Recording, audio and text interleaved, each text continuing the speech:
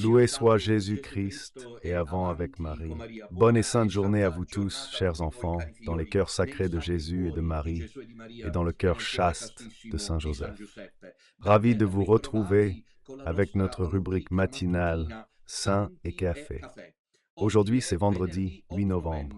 Ce sont des jours pendant lesquels, comme nous l'avons vu ce matin à la messe célébrée par Frère Celestino, on peut officier pour les âmes du purgatoire avec des vêtements noirs, selon la tradition liturgique, et en soutenant justement les âmes qui sont au purgatoire. Nous nous préparons à ces 3 jours de grâce.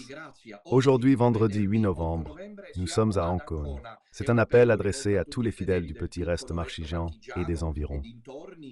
À 16h30, nous nous voyons au centre de conférence de la rue Luigi Albertini, 36. Ce sera un moment de grâce.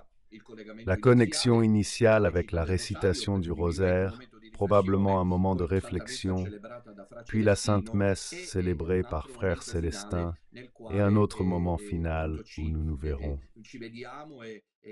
Et nous nous fortifions mutuellement, car comme le dit le psaume, voici combien il est beau que les frères soient ensemble. Donc aujourd'hui à Ancône, je vous recommande de ne pas manquer ce rendez-vous. Combien vous êtes encore convaincus de ce qui est devenu comme je l'avais anticipé? Ensuite, il me retire facilement le leadership, mais c'est Don Minutella qui arrive le premier aux choses. Parce que c'est ainsi, c'est un fait. Je suis le premier à dire que la question majeure ne sera plus Bergoglio, mais quelle est la vraie ou fausse Église et qui est vraiment Bergoglio, s'il est l'antipape ou autre. Maintenant, vous voyez que certains s'en vont, pas tant que ça comme ils veulent le faire croire de l'autre côté. À propos de cela, je voudrais dire que je n'ai plus énormément à ajouter face à ceux qui ont refusé le débat public et laissent tomber. Si j'avais été à sa place, mon Dieu, et ils auraient sonné les 7 trompettes de l'Apocalypse, si invité à un débat public, dont Don Minutella s'était refusé, je serais déjà à la poubelle. Les autres le font, et ça peut aller. Mieux ainsi, la histoire rendra son verdict. Un mot pour l'instant. Alors, quelle est la vraie Église? Parce qu'il y a les derniers enchanteurs. Vous vous souvenez que lorsque Moïse va libérer le peuple d'Israël d'Égypte, Dieu lui dit, « Je serai avec toi, je ferai des prodiges. » Vous vous souvenez du premier signe de Moïse? Il jette le bâton par terre et il devient un serpent. Mais il y a des enchanteurs. Qui sont les enchanteurs? Ceux qui font aussi le prodige, et Dieu le permet. Pourquoi? Parce que les incertains, les dubitatifs, ceux qui ne sont pas les élus, ne sortent pas d'Égypte. Intelligent, peu. Attention à ceux qui vous transforment les bâtons en serpents. Compris? Un seul est envoyé par Dieu. Ensuite, chacun se débrouille. S'il y croit, tant mieux. S'il n'y croit pas, il s'en va où il veut. Chacun va où il veut. Ce sont des temps de grande liberté. Donc la vraie question, est-ce l'Église authentique ou celle de Bergoglio avec un faux pape? Et les cardinaux, c'est ça qui me fait éclater de rire. Les cardinaux vont résoudre les choses. À propos, un des confrères du Sodalité m'a envoyé le compte-rendu dans lequel le dernier enchanteur a dit que qui dit à Don Minutella que les cardinaux sont corrompus? Que non. Parler ainsi est corrompu. Je n'ai pas dit que les cardinaux ne résolvent pas la question parce qu'ils sont corrompus. Il y a eu des papes moralement corrompus de manière éclatante, comme Alexandre le sixième Borgia, mais qui n'étaient pas hérétiques, qui n'étaient pas apostats.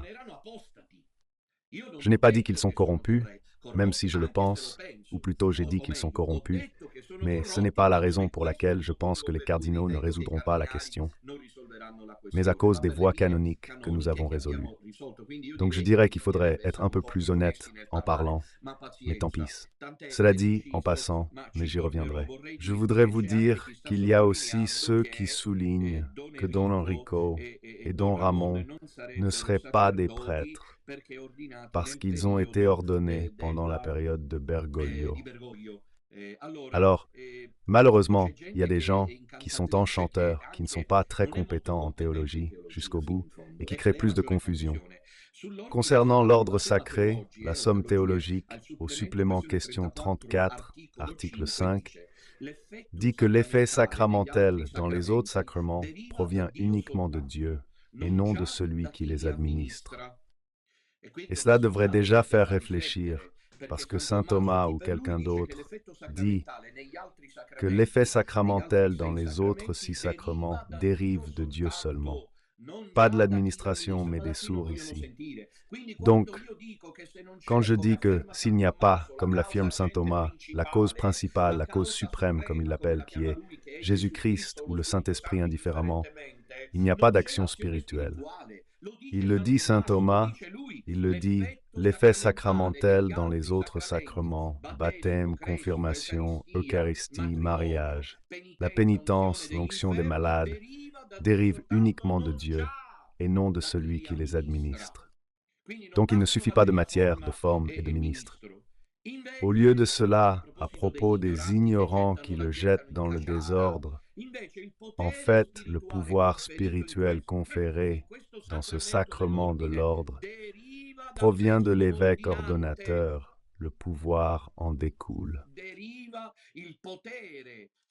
Le pouvoir spirituel conféré dans ce sacrement de l'ordre, lorsque Don Enrico et Don Ramon ont été ordonnés spécifiquement, dérive et a été amassé d'ici. C'est dur avec moi. Je le dis à quiconque essaie. C'est dur avec moi. C'est pour ça qu'ils refusent ensuite la confrontation. Ils font les lâches, ils envoient les choses à distance, altérant les mots, tournant autour des concepts et trompant les gens. Elles dérivent de l'évêque ordonnateur, comme le pouvoir limité par celui parfait. Voici pourquoi l'efficacité des autres sacrements réside surtout dans la matière, qui signifie et contient la vertu divine en vertu de la consécration reçue par le ministère sacré.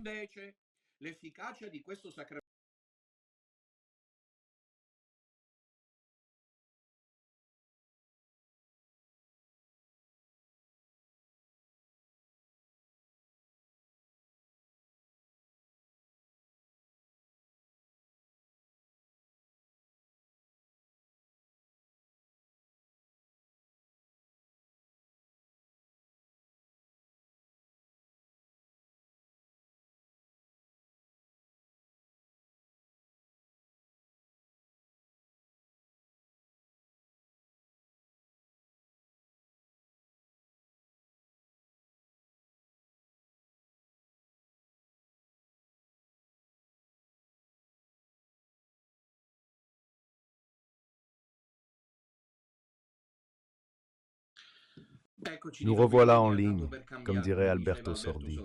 Alors revenons à ce que je disais. Par conséquent, la somme théologique affirme que l'efficacité des autres sacrements réside surtout dans la matière. En revanche, l'efficacité de ce sacrement réside principalement en celui qui l'administre, c'est-à-dire l'évêque. Ainsi, l'ordination sacerdotale de Don Rico et Don Ramon est absolument valide, puisque dans l'ordre sacré, le pouvoir d'ordre dérive entièrement du pouvoir même de l'évêque. Et même si lors de la messe, Bergoglio a été nommé, cela invalide au maximum la messe, pas l'imposition des mains et la confirmation. Et donc l'ordre sacré qui est lié, je le répète, comme l'affirme la somme théologique, au pouvoir d'ordre de l'évêque lui-même. Comme l'écrit la Sima, l'efficacité de ce sacrement réside surtout en son administrateur. Les évêques de Don Enrico et Don Ramon ont été consacrés avant Bergoglio, sous le pontificat de Jean-Paul II ou de Benoît XVI. Et donc l'administration du sacrement, qui réside dans le cas spécifique de l'ordre sacré, principalement en celui qui l'administre, est absolument l'administration du sacrement de l'ordre lié à leur pouvoir épiscopal est absolument valide. Parmi d'autres choses, ils devraient étudier. Mais aujourd'hui, ceux aux idées claires, les prophètes, les envoyés de Dieu sont boycottés. Et le peuple, comment réagit-il? Évidemment, sous les yeux de tous, il va derrière les enchanteurs, immunera docandi et teregendi des évêques, peuvent être exercés dans la communion hiérarchique par le biais de la mission canonique. La missio canonica, c'est l'acte, nous pourrions dire, d'exercice de la puissance primatiale personnelle du pontife romain, qui consiste en l'attribution des sujets ou en la concession d'un bureau particulier à l'évêque individuel. Ainsi, sans la mission canonique du pape, les fonctions, c'est-à-dire gouverner, enseigner et sanctifier, ne peuvent pas être exercées. Si en revanche il y a la mission canonique, c'est exactement celle par laquelle les actes potestatifs dus aux triamunérats, enseignants, sanctifiants, c'est le temps où ici nous devons faire face aux détracteurs. Alors je n'ai jamais parlé ainsi, parce que je suis compétent 2 fois docteur en théologie, mais étant donné qu'il y a des enchanteurs, essayons de leur arracher les flûtes malfaisantes. Donc la mission canonique, c'est celle qui fait la différence. Il est important de souligner que la communion hiérarchique se réalise par la nomination légitime et par la consécration légitime, c'est-à-dire avec le mandat pontifical, si ce n'est pas le pape qui consacre l'évêque et non par la mission canonique. Ce qui est de droit divin, c'est la communion hiérarchique, tandis que la mission canonique est de droit ecclésiastique qui est exacte à la communion hiérarchique. Donc, les évêques qui ont ordonné des prêtres, respectivement Don Ramon à Livourne et Don Enrico à San Severo, même s'ils ont été ordonnés pendant la saison de l'apostasie de Bergoglio, étaient et sont cependant des évêques qui ont reçu le munus, qui ont reçu la mission canonique de pontife validement élus. De plus, puisque dans le cas du sacrement de l'ordre, l'aptitude, le pouvoir qui rend le sacrement valide, comme le dit saint Thomas d'Aquin, réside directement dans la personne de l'évêque. Donc tout est assez résolu. Il me semble que cela a été clair. Cependant, revenons à ce que nous faisons. Aujourd'hui, nous sommes à Ancône. Demain, samedi, nous sommes pour dire les 3 jours à Pescara. Voici maintenant la régie vous propose le lieu de la rencontre, le resort Régis de la rue Pescarina à Torri Valinani Pescara à 16h30, avec le petit reste à Bruxelles. Et cependant, le rendez-vous le plus significatif est celui de dimanche, dans 2 jours, à Casino, dans la province de Frosinone, plus ou moins à mi-chemin entre Rome et Naples. À l'hôtel-restaurant Al Boschetto, il y aura ce moment de prière de 10h30, midi et demi. Nous serons là pour les confessions. Il y aura aussi Don Enrico, moi, frère Celestino. Puis dans l'après-midi, ça commence tôt, vers 14h30. Environ l'après-midi de prière, de sorte que l'on puisse rentrer à temps chez soi. Je crois que ce rendez-vous de Casino devrait un peu s'inspirer du modèle de Vérone. Je ne dis pas de Milan, mais enfin, pourquoi pas aussi. Cela dépend des fidèles. Des fidèles du petit reste qui ont cru que celui de Bergoglio, que non seulement Bergoglio n'est pas le pape, et sur cela nous sommes tous d'accord, mais que celle qu'il dirige n'est pas l'Église catholique et ne pourra jamais l'être, car cela compromettrait le caractère indéfectible de la Sainte Église et la promesse même de Jésus-Christ que les portes de l'enfer ne prévaudront pas, comme nous le verrons dans un instant. Ce sont les 3 rendez-vous, surtout Casino. Ne manquez pas Casino, Vudulatium, Campanie et Molise. Parce que non Basilicate, quelqu'un viendra de Calabre, d'Ombrie, peut-être aussi d'Abruzzes, malgré la rencontre qui aura lieu demain à Pescara. C'est un moment de grâce, un moment de rencontre, un moment dans lequel la Vierge Marie nous réunit avec le chapelet entre les mains pour affronter le bon combat de la foi. Je répète, faites attention aux enchanteurs qui, eux aussi, lorsque Moïse va libérer Israël d'Égypte, ils transforment aussi. Comme vous le savez, les bâtons en serpent, afin que les Juifs ne s'en aillent pas, parce qu'il y a toujours le diable qui se met en travers du dessein de Dieu, propose une contre-narration. Je vous avais annoncé que le jour 24 novembre, nous sommes en France, à la frontière entre la France et la Belgique, dimanche 24 novembre, pour rencontrer le petit reste, le minuscule reste francophone. Je précise le lieu de la rencontre qui n'est plus Clavier-Barbier, mais c'est Charleville-Messier. Charleville-Mézières, dans un instant, la régie le propose. Et puis aussi une belle nouvelle que j'ai à annoncer. Remercions donc Raoul, Sylvia et aussi beaucoup s'active, Adalgisa. Et puis je voulais aussi vous dire que le 4 décembre, je commence à le communiquer pour les fidèles du petit reste suisse. Nous sommes à, voilà, déjà la correction. de Charleville-Mézières. Puis le 4 décembre, nous serons en plein dans la neuvaine de l'Immaculée à Zurich, en Suisse, pour rencontrer le petit reste de langue italienne du canton du Tessin, et ensuite, si c'est possible, aussi ceux des cantons de langue allemande, et pourquoi pas aussi française. Nous serons à Zurich, qui est un peu plus tôt au cœur de la Suisse, le 4 décembre. C'est vendredi rappel, ce soir à 21h Pionnier du Rosaire, et demain matin, car le soir on est pris. Nous allons être en retard et nous transmettrons la catéchèse intitulée « Petits grands héros de la foi ». Ne manquez pas ce rendez-vous le matin dans la programmation. Vous verrez ensuite l'heure exacte à laquelle nous nous réunissons pour ce moment de réflexion autour des petits grands héros de la foi. Aidez le projet si possible. De la manière que vous savez, il existe l'IBAN. Il existe aussi le compte courant postal. Je remercie tous ceux qui font un grand effort pour nous aider. Voilà. Donc, ayant précisé tout d'abord que je ne dis pas que les cardinaux ne peuvent pas résoudre la chose parce qu'ils sont corrompus, c'est un acte malhonnête fait par ceux qui s'y connaissent en théologie et donc, à plus forte raison, une plus grande malhonnêteté. J'ai dit que les cardinaux, s'ils entrent à nouveau en conclave, ils devaient déjà s'activer quand le pape Benoît est mort, selon les normes canoniques. Ils ne l'ont pas fait. Cela fait presque 12 ans que Bergoglio est assis de manière indue sur le trône de Pierre. Et puis, ils ne l'ont pas fait depuis 2 ans que le pape Benoît est mort. Donc, ce sont ces chiffres qui sont importants du point de vue juridique et canonique. Ensuite, moralement, c'est un problème qui les concerne. Ils pourraient même être des hommes saints, probablement ils le sont, mais ils ne sont pas à la hauteur de résoudre jusqu'à présent la question canonique et juridique. Je dis cela, et je n'ai pas dit qu'ils n'étaient pas compétents parce qu'ils sont corrompus. Je les crois corrompus avec des spectres cachés et je m'en méfie. Mais ce n'est pas pourquoi je pense qu'il ne peut résoudre. Si on brouille les pistes, si l'autre côté affirme Don Ramon et Don Enrico, ce ne sont pas des prêtres. Donc, une ignorance totale de la théologie sacramentaire n'est pas un problème pour moi.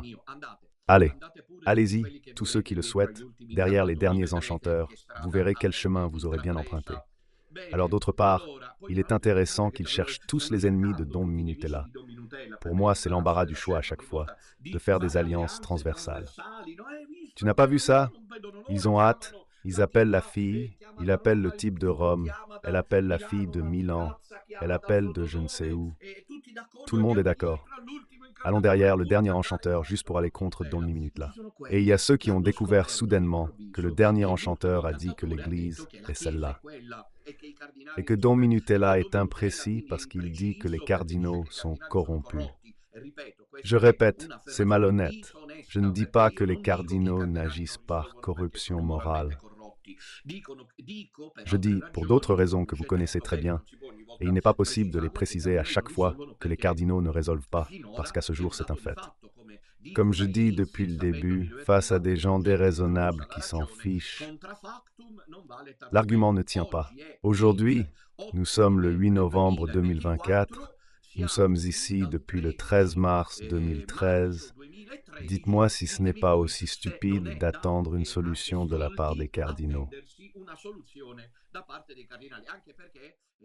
Et Don Minutella est inégalé dans ce domaine. Aussi parce qu'il est ici l'inégalabilité pour les chers enfants, c'est-à-dire utiliser le logo comme d'autres pensent le faire, mais manifestement, ils n'y parviennent pas complètement. Parce qu'entre-temps, les cardinaux de nomination pré-bergolienne, quoi qu'il en soit, sont lentement en extinction. Et nous devrons attendre quoi, qui sait quoi, vous verrez. Que tant va le chat au lard qui lui laisse la patte. Vous verrez que ceux-ci arriveront à considérer que c'est une prophétie que je fais. J'espère me tromper, ma personnelle non inspirée, et j'y arrive avec le logos et non avec la charis. Et moi, dans mon livre Église, où j'avais anticipé que si vous calculez le seul logo, il n'est pas possible. Ils n'écoutent pas ceux qui m'ont été suggérés.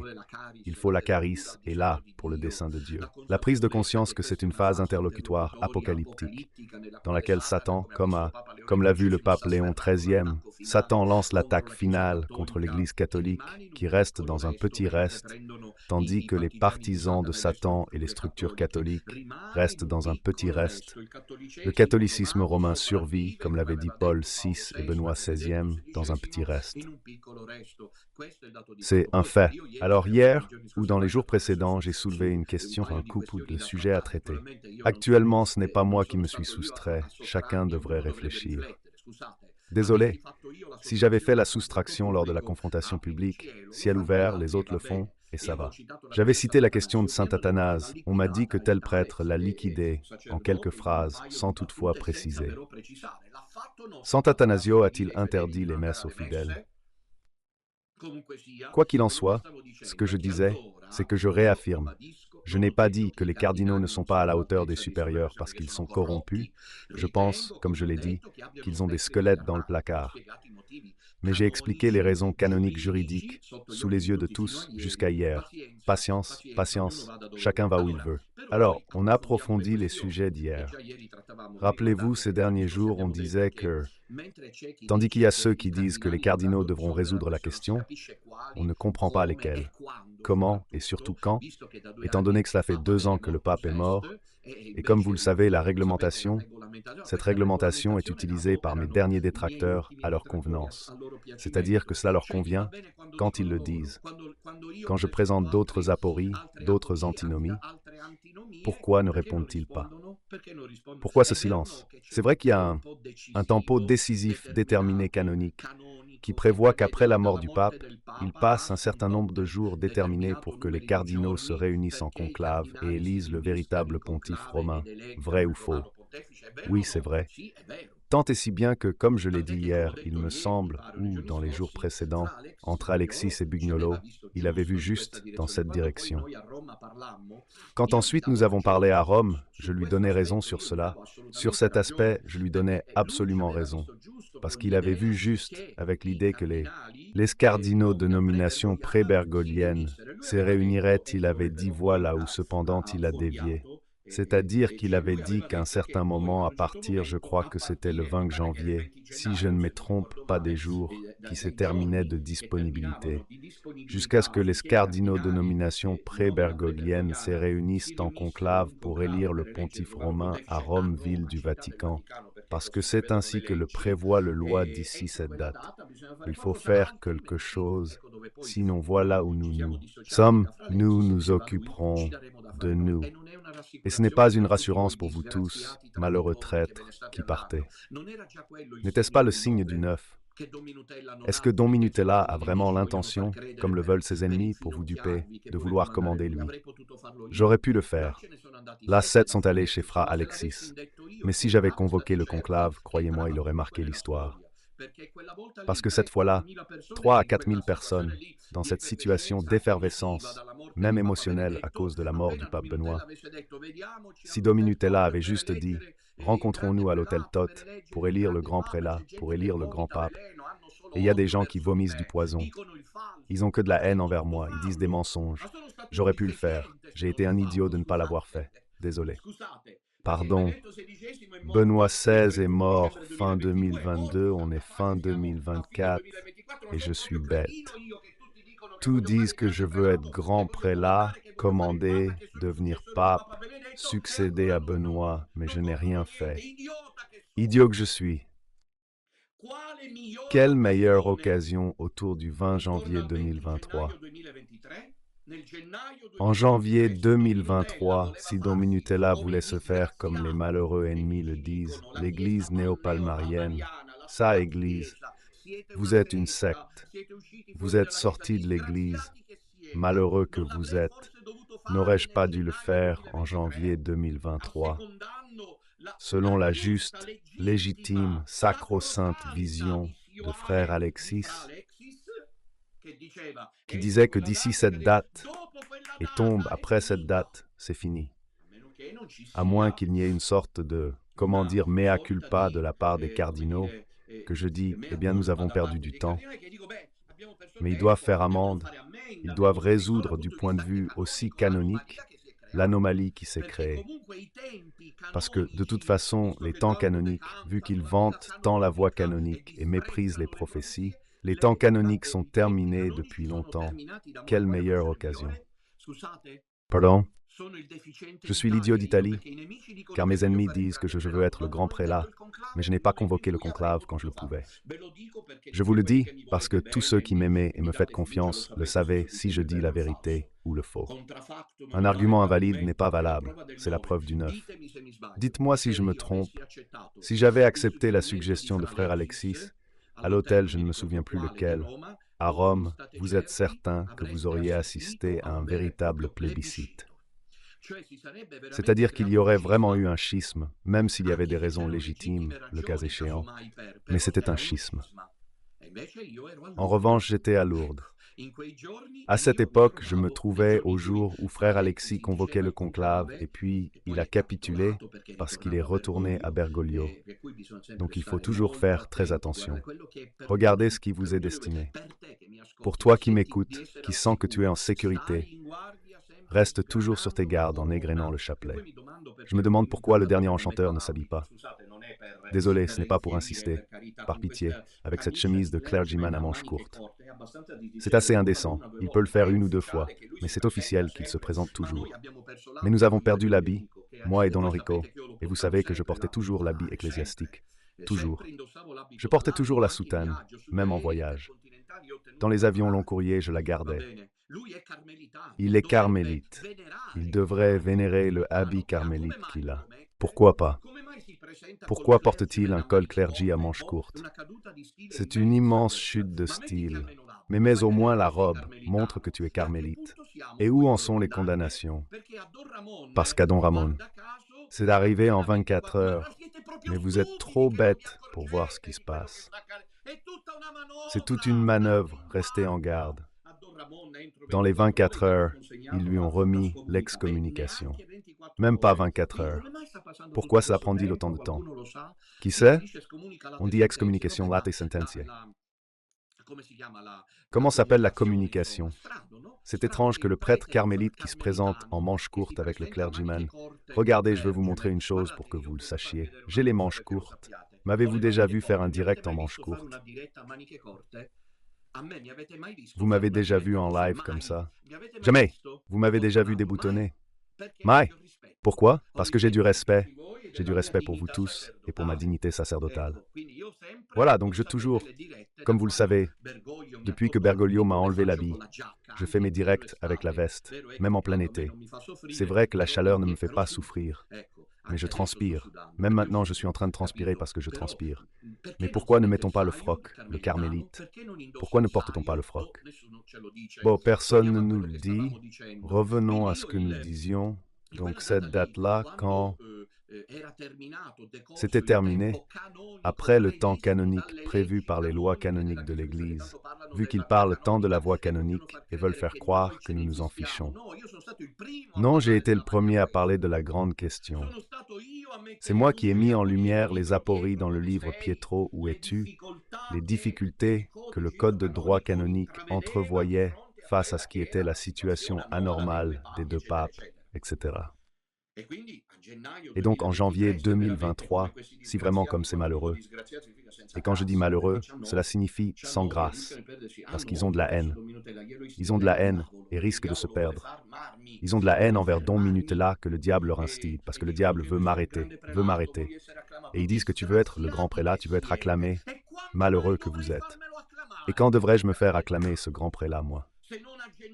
Sauf en janvier 2023, puis Bologne en octobre 2023, oui, 2023 je crois, avec 4000 personnes.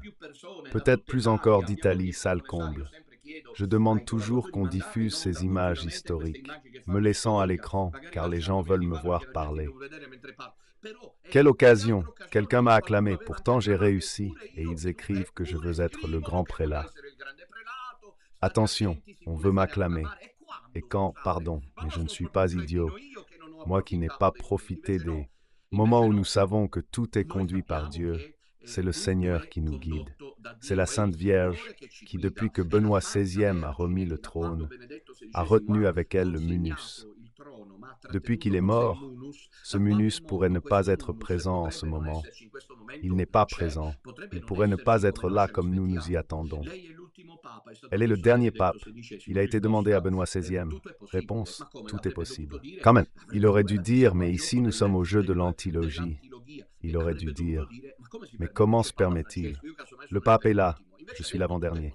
Il a plutôt dit que tout est possible, soulignant deux points clés si certains les auraient manqués. La première, il ne disait pas Bergoglio pape, et là on est tous d'accord.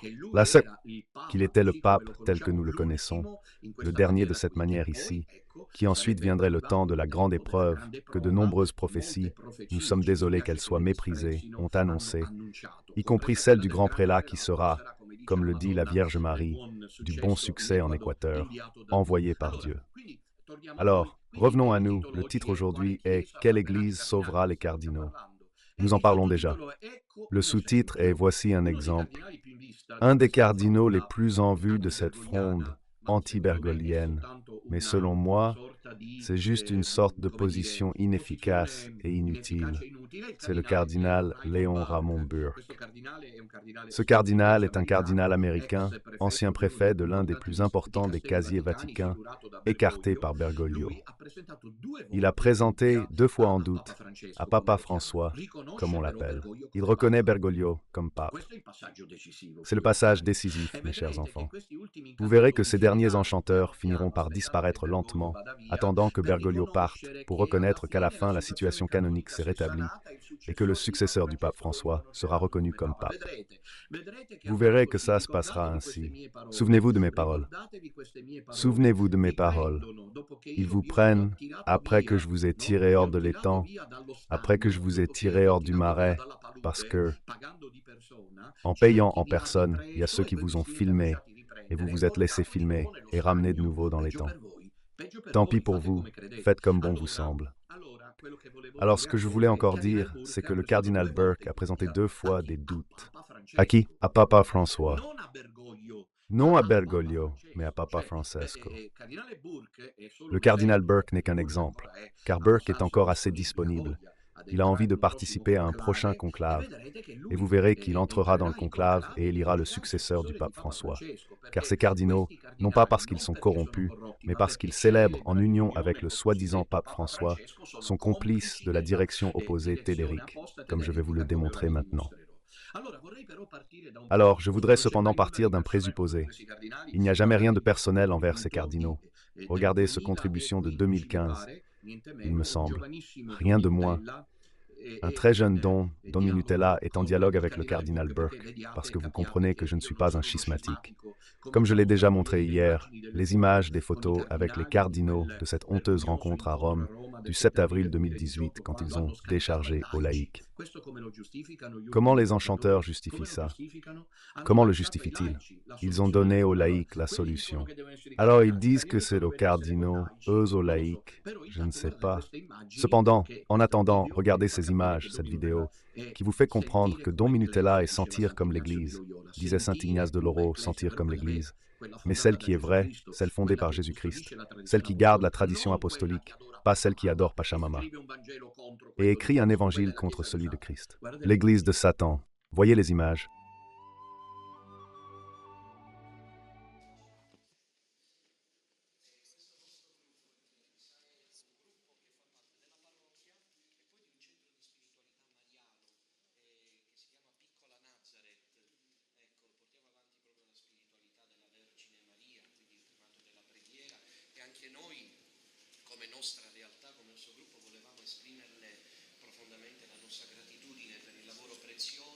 C'est un travail précieux de son éminence.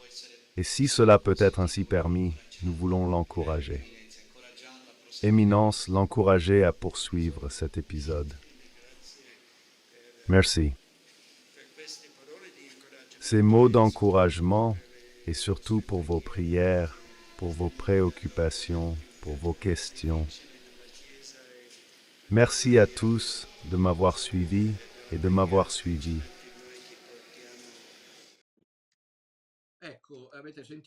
Voici, vous avez entendu peu parce que l'audio est très perturbé. Nous sommes en avril 2015 et Amoris Laetitia n'est pas encore sorti et les Dubia ne sont pas encore sortis. Avril 2015. Donc la position de Don Minutella est absolument sans équivoque incontestable. Vous avez déjà vu que j'encourage au nom du petit centre de Petite Nazareth. Nous étions encore ceux que nous étions, une réalité locale de l'endroit, et nous avons encouragé le cardinal Burke parce que nous le voyions comme un point de référence. Voyons le résultat. Le cardinal Burke, comme vous le savez, a levé les doutes lorsqu'est sorti Amoris et Laetitia, parce que je vous rappelle, au cas où cela échapperait à quelqu'un, que Bergoglio, faux pape, contredit l'Évangile. Matthieu dit divorcer et se remarier, c'est adultère. Matthieu 19, 9. Voici, il y a Amoris Laetitia, où il n'y a pas, on dit mais oui, mais non, mais aussi. Et puis aux cardinaux, aux évêques argentins, il dit qu'il veut la communion des versets remariés, donc aux concubins, allant ouvertement à l'encontre de l'Évangile. C'est pourquoi il fait insérer tout cela dans les actes apostoliques. 4 cardinaux présentent des doutes, et ainsi Burke commence à devenir un point de référence. Je lis un article du 17 novembre 2016, une interview du cardinal Burke, dans laquelle Burke, à un certain moment, prévoit la possibilité de la correction du pontife romain. Nous sommes en novembre 2016. La question de Pietro à Burke et si le pape ne répond pas. En attendant, l'autre question est intéressante. La question est que peuvent faire seuls 4 cardinaux. 4 cardinaux étaient Burke, Brandmüller, Caffarra et Meissner.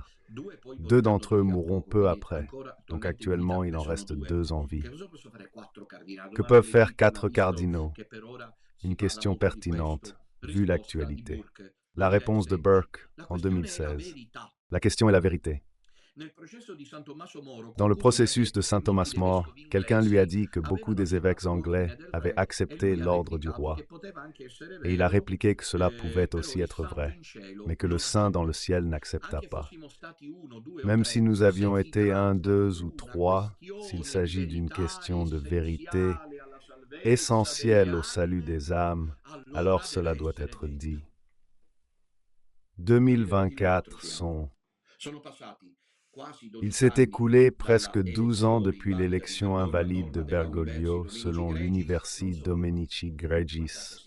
Je ne sais pas, mais nous sommes en train de discuter des cacahuètes et cela fait environ 2 ans presque depuis le vrai pape Mortus Est.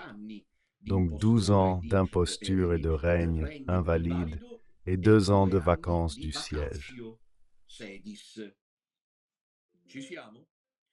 On est là? 2 ans de...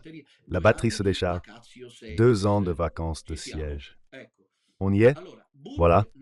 Alors Burke, en 2016, disait que pour une question aussi importante comme celle du salut des âmes, il faut que la vérité soit dite. Qu'ont-ils dit jusqu'ici? Ils ont présenté par pitié. D'abord 4 cardinaux en 2016, 17, puis en 2022 et 2023, à l'occasion du synode sur la synodalité. L'année dernière, avec la première phase des doutes, ils ont présenté ces doutes. Au premier, les doutes Bergoglio n'a pas répondu. Au second, il a répondu. Et c'est encore plus grave en disant que oui, le projet, comme en effet nous le voyons, est d'aller de l'avant dans le démantèlement manifeste, obstiné et tenace de la tradition. Que fait Burke? Faut-il attendre sans fin? Eh bien, je dis faites comme vous le pensez, mais je continue à lire ce que dit le cardinal Burke. Donc je relis, même si nous sommes 2 ou 3, s'il s'agit d'une question de vérité essentielle au salut des âmes, alors cela doit être dit. Désolé, mais qui parle des cardinaux? Le journaliste est pressé de poser la question 2016 à la maison en demandant à Burke qu'il faut suivre en cas de conflit sur la vérité de la tradition, c'est-à-dire la tradition apostolique.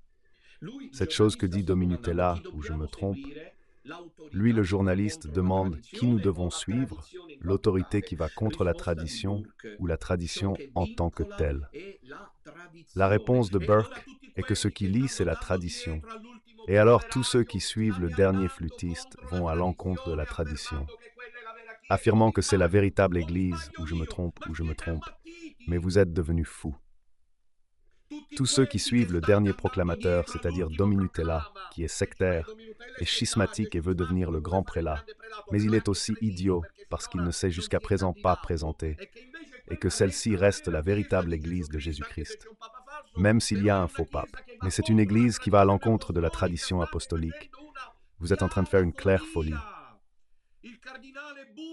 Le cardinal Burke va ouvertement contre le Père faire parce qu'il dit qu'il faut suivre la tradition et non l'autorité. Où est l'autorité aujourd'hui dans l'Église?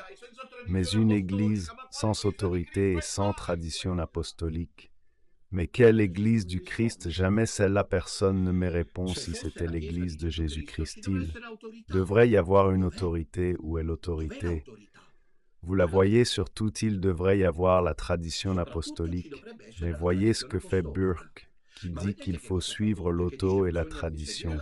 Si cependant l'autorité de qui est l'autorité de l'Église dit Burke n'existe que pour servir la tradition aujourd'hui. Nous avons une Église avec un synode sur la synodalité, avec Amoris Laetitia, avec Fiducia Supplicans et qui va à l'encontre de la tradition. Il n'y a plus d'autorité, il n'y a plus de tradition. N'avez-vous pas le doute que ce n'est plus l'Église de... Ce n'est pas comme le dit mon dernier détracteur, que j'ai dit que ce n'est plus l'Église catholique, parce que c'est impossible. Que celle-ci n'est pas l'Église catholique, c'est la fausse Église des ténèbres qui s'est installée à Rome par les partisans de Satan. Ce n'est pas que vous avez des doutes sur le fait qu'il n'y a pas d'autorité avec le ministère, Pierre, et qu'il n'y a pas de tradition, parce qu'on va à l'encontre de la tradition. Et ici, Burke cite un passage de Paul aux Galates que je vous présente tant de fois. Eh bien, si nous-mêmes ou un ange du ciel vous prêchait un évangile différent de celui que nous vous avons prêché, qu'il soit anathème. Il ajoute donc que c'est Burke, et il vient pleurer, dans le cas où un pape dit une hérésie, c'est un devoir, comme cela s'est déjà produit historiquement, des cardinaux et des évêques de clarifier que le pape enseigne une chose erronée et de lui demander de la corriger. Bien, alors voyons, faisons le bilan. Cela a été dit en 2016. Burke s'est rendu compte que Bergoglio est hérétique. C'est un apostat, il le reconnaît comme pape. Donc il faudrait aussi résoudre le problème théologique encore non résolu d'un pape hérétique, car il n'y a jamais eu de pape obstinément hérétique.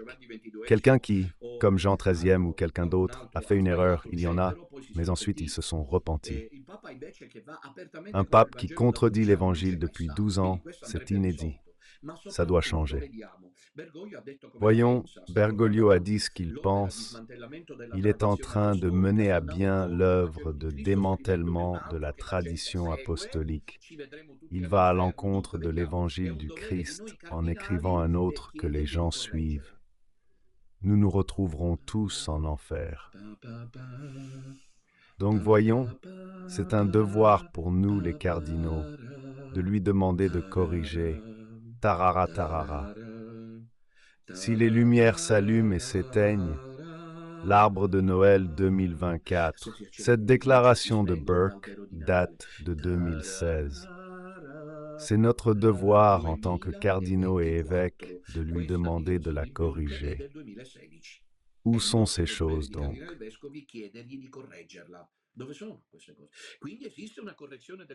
Il existe une correction du pontife romain.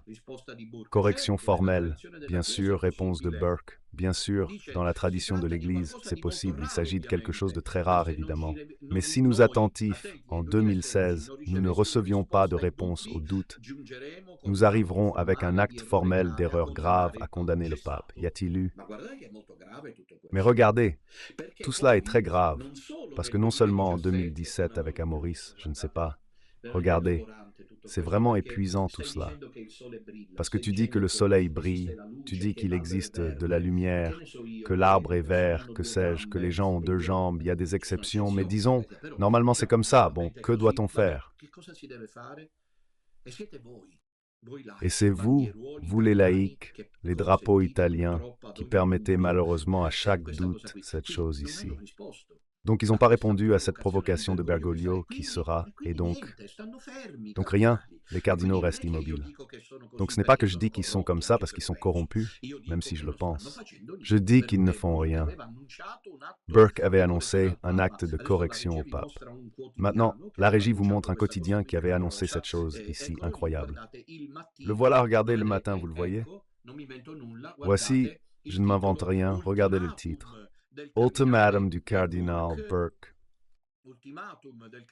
Ultimatum du cardinal Burke, Papa Bergoglio, clarifie pour l'Épiphanie les erreurs doctrinales. Revenons, mettez-moi l'un à côté de l'autre et non l'un à l'autre. Et ce que j'ai dit, mettez-moi parmi ceux qu'il suffit de regarder pour nous, car j'aime l'ironie et je suis joyeux et gai. Parce qu'ici, vraiment, avec ces dernières fanfares, regardez, je ressens de la peine pour tous ceux qui... Mais enfin, je disais donc, notez bien, ce quotidien, le matin, annonce dans le titre, de manière spectaculaire, ultimatum. Ultimatum signifie dernier. Possibilité du cardinal Burke, pape Bergoglio. Il clarifie les erreurs doctrinales bientôt. Rien n'est inventé, tout est vrai. Cet article est du 21 décembre 2016, signé Francesco Giansoldati. Puis, l'article dit que j'attendrai jusqu'après Noël, quelque temps après l'Épiphanie, puis je me ferai interprète d'une demande de clarification, un acte public et officiel par lequel corriger le pape dans ses éventuelles erreurs doctrinales en matière de foi. Voyons, en décembre 2016, Burke annonce de manière retentissante, parce que c'est tout vrai qu'avant l'Épiphanie, heureusement qu'il n'a pas précisé quelle année, mais alors ils ont raison, parce que c'est l'Épiphanie. Compris? C'est l'Épiphanie. Donc nous attendons que le porteur au bouchon d'ici l'Épiphanie, ce qui peut aussi signifier la parousie, c'est-à-dire la manifestation ultime du Seigneur, présentera la correction formelle. L'a présentée? Non, elle ne l'a pas fait. Combien d'années passées? Faites-vous. Année passée? Gaffe. Il y a 12 ans, en février 2025, de l'imposture et l'irrégularité de l'élection de Bergoglio. Et 2 ans se sont écoulés depuis que le pape a perdu Seste. Quelqu'un a agi sur ces cardinaux. Non mais, nous devons attendre. Et quoi? Pas clair. Et dire que Don Minutella, qui est une personne sérieuse, grâce à Dieu, avait dit aux journalistes romains qu'il attendrait le prochain conclave pour voir s'il y avait encore une dernière tentative de rédemption. De ces figures, pour voir si quelque chose bouge.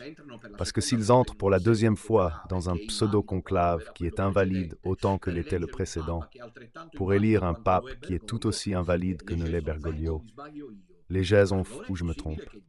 Alors il est possible que Dieu ait prévu que puisque l'Église ne vit pas seulement de droit, et ne vit pas avant tout de droit, même si elle doit l'avoir parce que c'est nécessaire, pour réguler et normer la vie des croyants baptisés, qui a comme but cependant toujours le salut des âmes, il est possible qu'il y ait d'autres voies que Dieu choisit.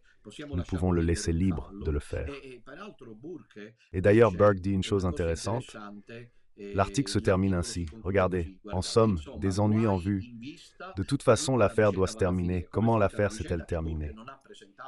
Que Burke n'a pas présenté en janvier 2016-17 aucune correction formelle au pontife, qui donc le reconnaît encore aujourd'hui comme pape et n'a absolument rien fait pour mettre en garde les fidèles, parce qu'il a vraiment commencé en disant qu'il avait en vue le salut des âmes. Nous parlons de Burke comme nous pourrions parler de n'importe quel autre cardinal qui devrait, selon le code de droit canonique, parce que cela lui revient. Et c'est vrai, il ne peut pas être un simple prêtre, et même pas un simple. Les laïcs ne peuvent pas, c'est aux cardinaux. Mais on voit l'évolution. Dieu aurait délaissé son Église. Burke a raison. Face à l'autorité contre la tradition, choisissons la tradition. Donc une Église selon ce qui sont les thèses du dernier arrivé, qui serait toujours l'Église de Jésus-Christ, mais contre son évangile, est en rupture ouverte avec la tradition apostolique. J'aimerais comprendre, pour ceux qui partent, vous approuvez une Église bénissant les unions gays, donnant la communion aux concubins et l'égalité des religions, car c'est la vie officielle. On peut s'en détacher, mais c'est la doctrine de l'Église romaine. Ou je me trompe, ou je me trompe moi. À propos de l'ultimatum des cardinaux, de l'ultimatum de Burke, on en avait beaucoup parlé au point que la correspondance romaine avait lancé une synthèse de l'interview du charmant Burke, dans laquelle il annonçait d'ici l'Épiphanie 2017 la correction formelle, que je me souviens.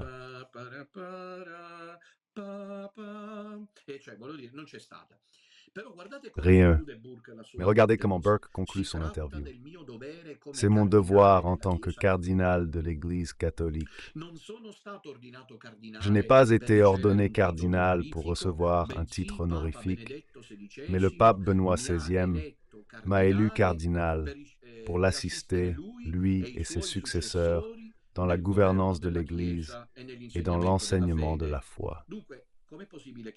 Donc, comment est-il possible que ces derniers qui se sont alliés attendent que ce soit les cardinaux qui résolvent la question du pape invalide, quand cependant ces cardinaux le reconnaissent, pape, vous y gagnez, vous êtes ici. Vous voyez quelque chose de logique dans toute cette affaire, où c'est vraiment un gros plat de boulettes, vous savez. Ensuite, on fait pour le gros plat de boulettes un bruciolone. On l'appelle comme ça en Sicile, un bruciolone, appelez-les ainsi. Ce qui se passe pour l'instant avec cet exode de fidèles et Paul VI, qui ont soudainement découvert que le dernier prêtre qui est arrivé est meilleur, est plus correct, il est plus fiable parce que c'est encore l'Église de Jésus-Christ. Le film s'intitule Polpettone, excusez-moi, U Brucioloni, qui est le polpettone de viande. Donc, laissez-moi comprendre. Les cardinaux devraient, selon cette dernière perspective, parce que l'Église est encore celle de Jésus-Christ, sauver de l'anomalie de l'antinomie canonique l'Église elle-même. Mais ces cardinaux tous publiquement reconnaissent Bergoglio comme pape. Mais c'est pas absurde tout ça. Mais ce n'est pas une farce, cette situation qui s'est créée à l'intérieur. Mais ce n'est pas que la franc-maçonnerie travaille pour, comment dire, détruire le parcours.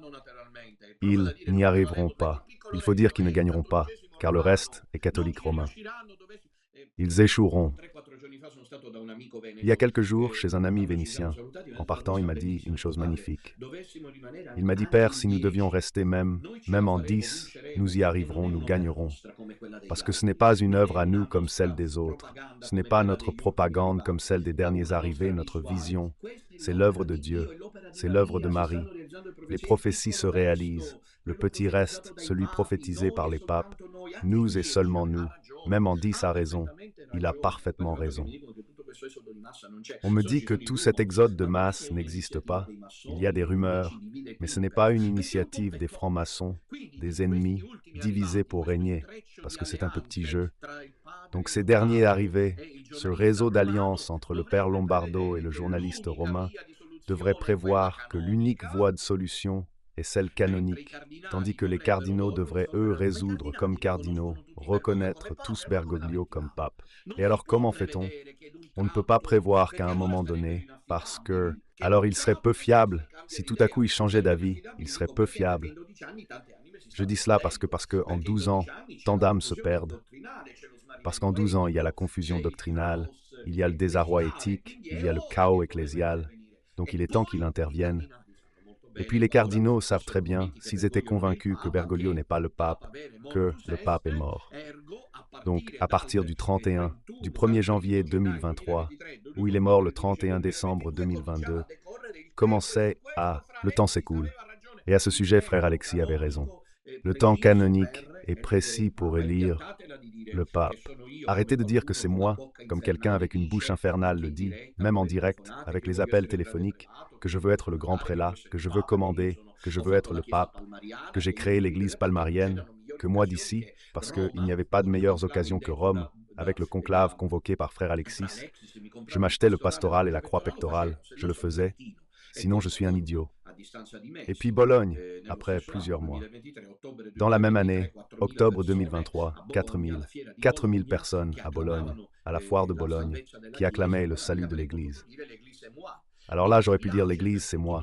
Je suis désolé pour tous mes détracteurs, que je suis une personne sérieuse. Je ne fais pas cela. Il n'y aura jamais de candidature à grand prélat. Il n'y aura jamais d'élection par acclamation sur cela. Rongez-vous le foie, maudit.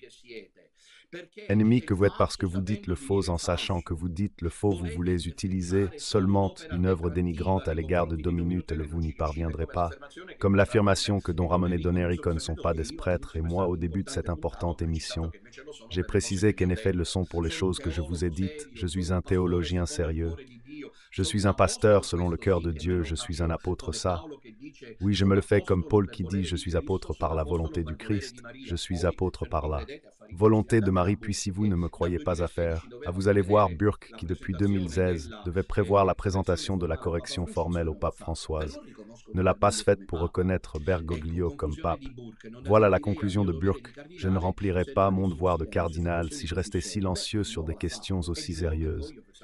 Eh bien ensuite, ayant encore fait encore Bergoglio cette fois, lui a répondu, il a dit qu'il ne pensait pas les choses. Sous Burke, quelle fiabilité ont-ils? Parce que je voudrais rappeler à quelqu'un qui ne met pas le manteau que le cardinal porte la pourpre cardinalis seulement comme titre, ils le savent, ils s'en souviennent, vous laïcs, par pitié. C'est un titre prestigieux. Le rouge indique une disponibilité au martyr.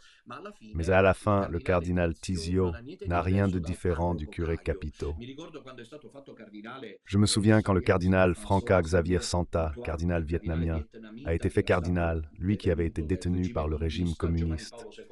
Jean-Paul II, après qu'il ait été libéré, l'a fait venir à Rome pour qu'il se fasse soigner, même si ensuite e ricevesse appunto la porpora cardinalizia. E lui stesso racconta che quando andò a trovare la mamma anziana, che quindi aveva visto il figlio in carcere, ormai martire, e ora lo vedeva fatto cardinale, gli disse: Mamma, sai così così, e che significa? No, lui gliel'ha spiegato. La mamma ha risposto: Ah, però rimani sempre un semplice prete. Ecco, i cardinali devono rimanere alla fine semplici preti, e quindi il semplice prete ha a cuore la salvezza delle anime. Se Burke fa un gran parlare di sé come quello che fa il paladino della difesa dei valori cattolici, e poi dopo 2 anni che è morto Benedetto XVI, vere Papa Mortus Est, e 12 anni che siede sul trono di Pietro un cardinale, un papa invalido, e sta zitto, sta continuando a zitto, allora vuol dire che non è un pastore affidabile, perché il pastore dà la vita per le pecore.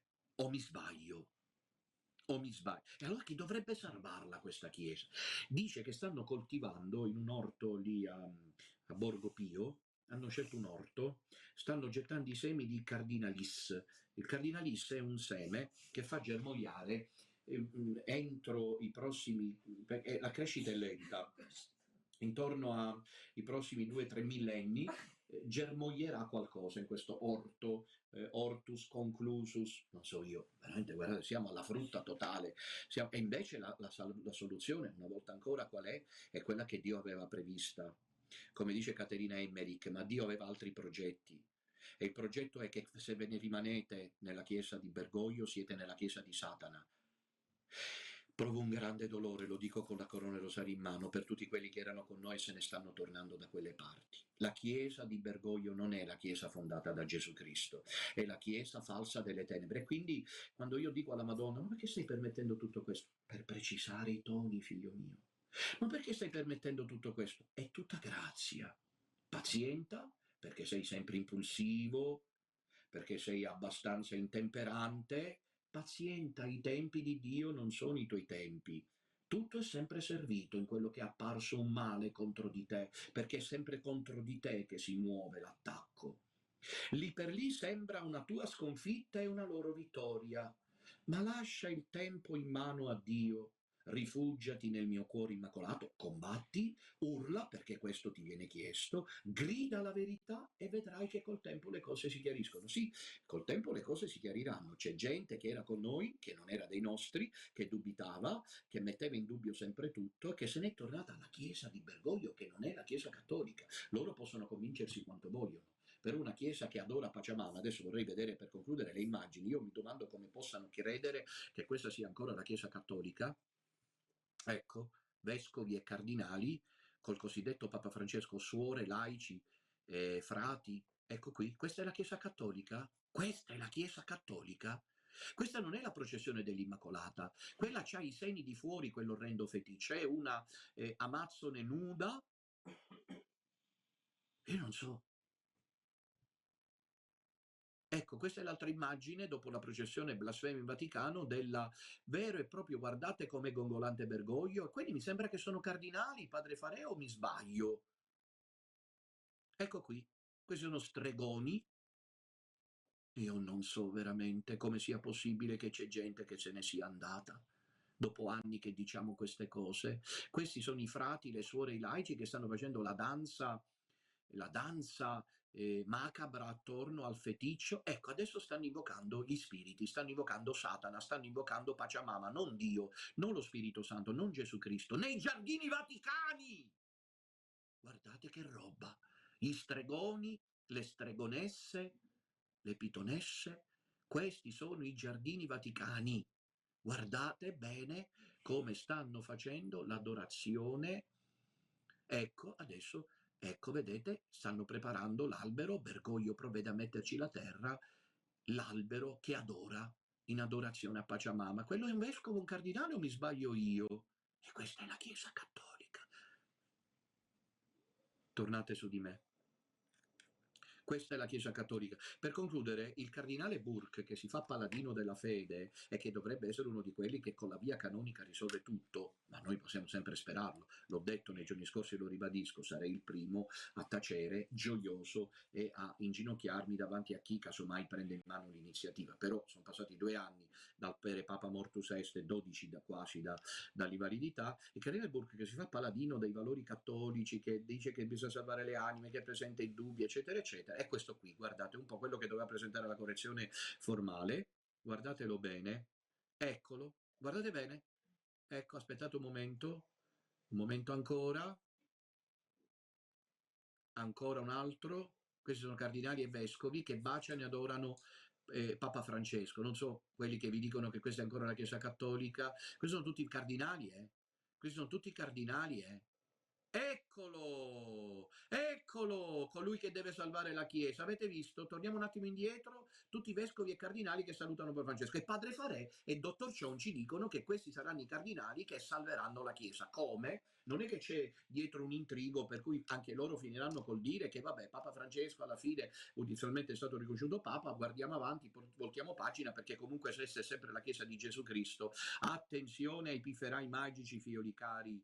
Attenzione ai pifferai magici, questa è l'immagine di colui che doveva presentare la correzione formale nel 2017, Epifania 2017 a Papa Francesco, siamo nel 2023, a stretta di mani, abbracci, sorrisi ipocriti tra i due, e questi sono quelli che dovranno salvare la Chiesa. Allora, conclusione, perché oggi siamo andati veramente oltre, ma il tempo è di crisi e poi oggi avevo un po' di tempo a disposizione, resistete miei cari figlioli, non tornate alla falsa Chiesa.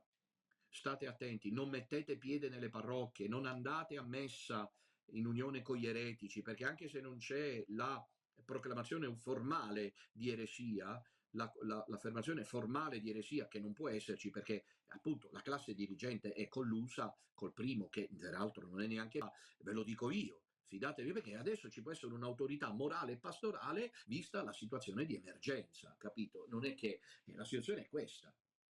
La situazione è questa, non andate a messa in unione con Papa Francesco e fate peccato e contraete influssi malefici, perché quella che Bergoglio guida è niente affatto, i segni lo dicono, la Chiesa Cattolica è la Chiesa delle tenebre, la Chiesa di Satana. State in guardia, ci vediamo oggi pomeriggio ad Ancona, domani a Pescara, domenica spero che veniate in tanti a Cassino, ecco, e poi vi ricordo per essere i pionieri e domattina ci sarà la catechesi sui piccoli eroi, grandi eroi della fede.